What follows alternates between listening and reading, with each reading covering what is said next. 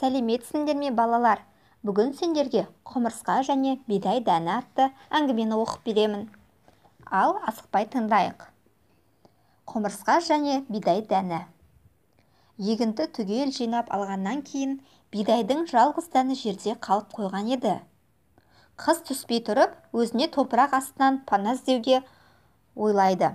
Осы кезде қасынан өтіп бара жатқан құмырсқа бидайдың дәнін көрді де, қуанғаннан бұл олжасын илеуіне қарай домалата ала жөнелді. Қабырғасы қайысып, көп азапқа түскен құмырсқаға бидай дәні былай деді: «Ей құмырсқа, сен бұлай бейнетке бата бермесең қайтетін еді?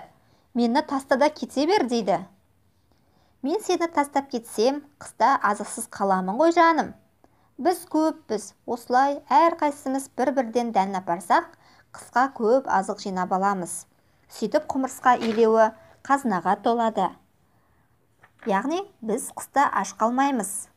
Сонда бидай дәні аз ойланып тұрып былай дейді: «Әй еңбекқор құмырсқа, менің сөзімді тыңдашы өзің».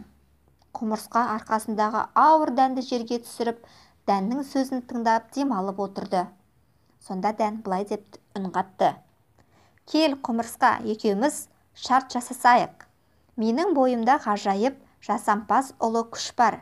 Менің игі мақсатым өз бойымнан жаңа дән шығару.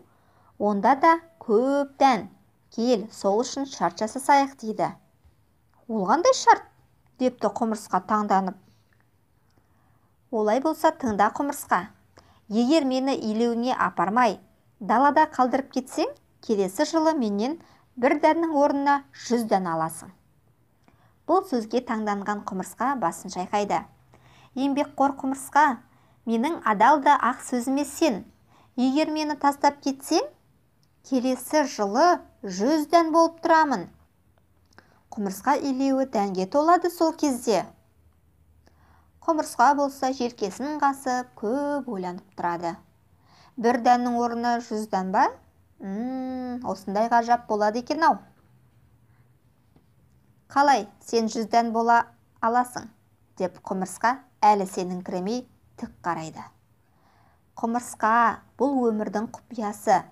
Мені топырақ астынан жасырып кет. Келесі жылы қайта орал. Мен 100 дән болып өсіп тұрамын» дейді. Құмырсқа жыл өткізіп қайта келсе, бидай дәні берген сертінде тұрған екен. Яғни бір дәннен 100 дән шығыпты. Көрдіңдер ме балалар? Бидай өзінің сөзінде тұрған екен. Сендер де берген серттерінде тұрып үйреніңдер. Бұл адам бойындағы ең жақсы қасиет. Бұл әңгіме сендерге ұнаса, каналға жазылуды ұмытпайық. Ал әзірше сау болыңыздар. Алда сіздерді бұдан да қызық ертегілер күтуде.